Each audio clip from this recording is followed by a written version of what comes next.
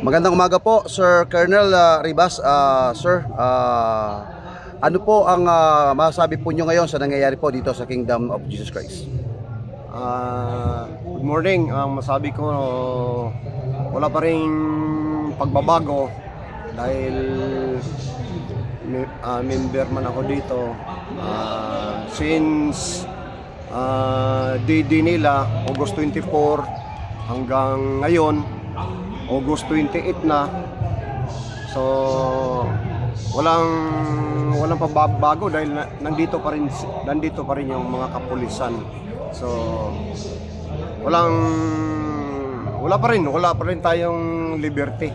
So yun ang masasabi ko. Colonel, ito po ba bilang dating nanungkulan sa serbisyo, sir? Ito po ba ang nakikita nyo ito ay normal pa po ba ang nakikita nyo sitwasyong ito, sir? Sa para bang naging garrison na ho ng mga kapulisan itong Kingdom of Jesus Christ? Hindi na normal. Kaya nga gusto ko ipaalam sa mga dati kong mga commanders nung nasa military service pa ako. Kasi ever since nasa ko na po ako, 18 years old, nandoon ako sa serbisyo, kuwan pa ako, second class trainee. Kasama ko pa sila, may battalion commander before, si General naging Secretary Gasmin, at saka yung operation officer namin noon naging general na rin, first lieutenant pa noon si General Cunanan, Mandy Cunanan. So at saka marami pa na maraming naging commanders ko na sa nakamulatan ko sa military ay inaalay talagang buhay sa bayan, no? At saka proteksyon sa mamamayan. So yon ang itinataya talaga namin. So alam yan ng mga former commanders ko pa, yung kagaya ng mga naging opisyal na ako, ang naging chief of staff din dyan si General Dobby Miranda.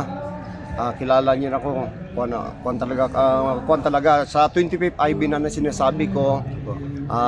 Yung mga staff namin noon, mga senior officer ko, mga general na rin, sila General Adonis Bahaw, General Jan Oberio, General Glenn Kalambuhay, at saka si General Artos. Ito talaga ang mga nakipaglaban na kami talaga ay mga gallantry in action.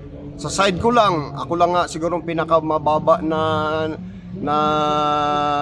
ano to na nabigyan ng Combat Military Award na Gold Cross na sinabit sa akin ng Commanding General ng Philippine Army, si General Aurelio, no, dito sa Pulatana. Itong mga sinasabi ko ng mga general, grabe to.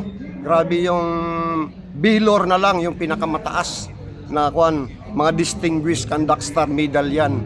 Alam mo, yung ang pinaglalaban namin noon nung pumunta kami sa Abubakar, walang mga pulis noon, military. Bakit ba nakiisa kami doon na ang patay noon sa Ranger at saka Marines, daan-daan, hindi basta-basta.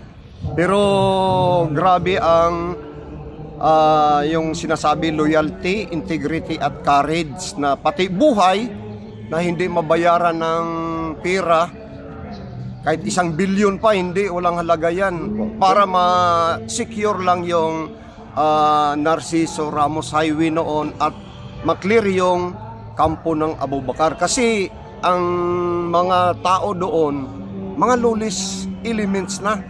So katulad din dito ngayon, mga lulis elements na, hindi na mga pulis eh. Colonel, tanong ko lang po, ano po ang dito sa sitwasyon ngayon dito sa Kingdom of Jesus Christ na yung pong pahayag po ni Presidente Bongbong Marcos na wala daw po mga baril ang mga pulis dito na pumasok po dito. Ano po ngayon, kayo nandito mismo sa actual ng compound ng Kingdom of Jesus Christ, ano po ang nakikita nyo base po sa pahayag ni Bongbong Marcos at sa base experience po ninyo na nakikita nyo po ngayon dito? To my Commander-in-Chief, kasi under kami ng under din kami ngayon dahil retired full-fledged colonel na nga ako, pero reservist pa rin ako, lieutenant colonel, battalion commander pa rin hanggang ngayon ng 2nd Metro Davao Signal Battalion, Philippine Army Affiliated Reservist Unit at itong Isiminay. That was activated last 2015 February at may initial na-enlist noon is mga reservist ito 276 una ng 2015. Noong 2017 nag-additional pa rin ng G9 na binigyan kami ng serial number na 264. So lahat-lahat dito aabot ng mga 540 na mga reservist, nakikipagtulungan sa ating armed forces, tumutulong kung ano man ang adhikain ng armed forces natin. Kaya nga aware ang ating kasalukuyang Armed Forces of the Philippines Chief of Staff General Romeo Browner, dahil siya pa ang commanding general noon sa Philippine Army 2022 yata yon. Mismo nandyan yung signing of Memorandum of Agreement, katulad din ginawa noon ni Commanding General Emmanuel Bautista 2012 yata noon, ganoon din na memorandum. So ang masasabi ko doon kaya binanggit ko lang, in-emphasize ko lang sa Commander-in-Chief Ferdinand Bongbong Marcos Jr. na yung sinasabi niya dito na sarili niyang nasa sarili ba, kasi G9 kami, Retirees and Reservist Affairs. So connected kami talaga sa gobyerno. Pero sir, kung sinabi mo na walang mga baril, sabi ko na kasi retired colonel ako mula pa kay General Gasmin na sinamahan ko hanggang nag-retire na lang ako. So alam kong sitwasyon, dahil dito ako, hinostage kami sir. Hinostage kami ng Special Action Force. Makita dyan may mga video naman kung gaano sila kung grabe kami ka-combatant noon sa Abu Bakar, sobra pa ito. May mga machine gun, pero sabihin na natin mas grabe doon sa Abu Bakar na lang siguro, dahil yon ang gira talaga doon, kasi mga armado ang tao doon. Dito, simbahan, eskwelahan. So bakit yung mga Special Action Force natin, may mga kitri, makita yun yung nakahiga sila, nakakuan. Kaya yung mga faculty, imagine, hinostage kami, hindi pwede lumabas, hinostage kami ng mga siguro 40 square meter na lobby dyan sa eskwelahan na waiting area ng mga parents na naghihintay sa mga yung mga estudyante nila, dyan sila nagka-standby. So dyan kami kinuwan. So nung pumasok ang SAP na mga grabe, hindi basta-basta, doon nanginginig yung mga teachers ng GMC na armado. So tapos hindi ka na pwede makalabas, wala ka ng Kaya nakalabas man siguro ako noon mga 1:30 na ano to. Colonel, ano po ang panawagan niyo po ngayon dito sa nangyayari po dito sa Kingdom of Jesus Christ? Ito hindi na ito information lang. Sobra pa sa military kasi may sinasabi kaming mga mga information, kailangan may mga iwan information muna bago tayo magkakandak ng operasyon. So, bago tayo gagawa ng uplan at saka upward operation order na. So, ito ngayon, ang sitwasyon dito, hindi na ito basta-basta na sitwasyon. Kasi itong sitwasyon natin ngayon, ang mga tao dito, lawless na eh. Katulad din namin ng mga kinalaban noon sa, sabi ko nga, sa pinaka-grabe na gulo. Dahil nagsarili na silang batas doon sa panahon pa noong year 2000. Na panahon pa ni Irap na grabe, sabi ko, ang buhay. Nagsarili na silang batas doon, wala nang batas, walang batas. Ngayon ganun din eh, wala nang batas. Sabi nga ni Attorney Mark Tolentino, sunugin na lang natin yung batas. Mayroon na tayong writ of amparo na cease and to desist order na lumabas na kayo para bigyan nyo naman ng karapatan mabuhay at malaya ang mga tao dito. Imagine, simbahan, eskwelahan. So ano, pati ito hindi na sumusunod sa batas. Yan ang kaalaban ng gobyerno. Yun ang pagpakamatay namin. Hindi kami mabayaran ng pira, kahit 1 bilyon pa. Oh, yung binanggit ko ng mga opisyal sa 25th IB, alam yan kung gaano mga di yan basta-basta na mga nakipagkuhan yan. Sabi ko nga, ako lang pinakamababang natanggap na award, Gold Cross Medal. Yun ang natanggap ko, pero nakipaglaban sa mga lawless elements. Wala nang batas. Oh, so anong kuha natin? At saka itong mga nakuhan ko, kilala nila si Pastor. Kilala nila. So how many millions ang ipinagkaloob ng ating mahal na pastor diyan sa gobyerno natin ngayon? Sa gobyerno natin ngayon upang yung mga lawless elements ay mapuksa at matapos na yung 54 yung pag-aabuso, wala na. Yung, kung alam mo yung si PPNPA, grabe yung atrocities. Ito, imagine, hindi lang ito human rights violation, yung violation. Colonel, may mga namatay. Colonel, ano po ang panawagan nyo kay Torre, kay Marbil? Hindi na ako manawagan dyan. Sa tinatawagan ko ngayon, yung mga may kahit yung iba mga retired na dyan at sa mga active, kasi ito sila may loyalty ito. Loyalty hindi sa tao, loyalty sa bayan, integrity, hindi ito sila mabili. At saka may courage, handa ialay ng mga buhay. Yung mga nakilala ng ating mahal na pastor during sa Task Force Davao pa, namatay na si General Pangilinan, na kung saan lahat ng powerhouse o lahat ng G-Staffs nung panahon pa ni General Ibrado nandito noon. Tingnan mo kung gaano ka mabuting ating mahal na pastor. Pupunta ba lahat ng powerhouse dito ng Armed Forces of the Philippines?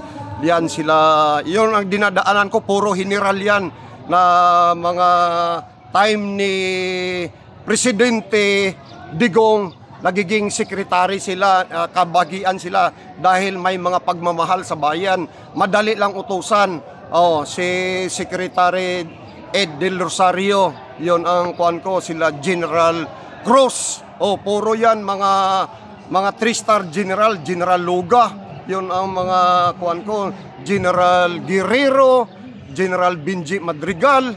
Yon ang mga taong hindi mabili, hindi talagang inaalay ang buhay. So, at saka sa mga Pilipino rin, no? Kasi ito, sabi ko nga, Sabi nga ni Attorney Mark Tolentino, pwede na mag-citizens arrest tayo eh. Pero hindi man, paano mo i-citizens arrest ang mga naka-submachine gun dyan, yung mga mahahabang mga baril dyan. Biruin mo yung... Wala nang respeto eh. Wala na. Yung sasakyan ko nga dyan sa labas, binuksan, nakalak. Tapos nakita naman nila na may ID, military ID doon na colonel na retired, may mga ID rin ako sa active na mga reservist ID. Alam na nila, 3 araw na hindi pa rin binabalik. Pinapaikot-ikot ako, pinapapunta doon sa Katitipan, doon sa Saksa. Ito, wala na. Ang akin lang dyan, kaya nagsalita ako ngayon, unang-una, pagpasok nila dito, wala nang batas. Kasi hinahanap nila, sabihin na natin, hinahanap nila yung 5, si Pastor, ang 5, pero ang nakalagay lang doon, warrant of arrest ni Sylvia Simanes at saka elsewhere. So violation na yon dahil warrant of arrest. Sabi ni Attorney Tolentino, dapat 4 hours lang kayo o kahit kalating araw. 4 days na ito? Ano ba?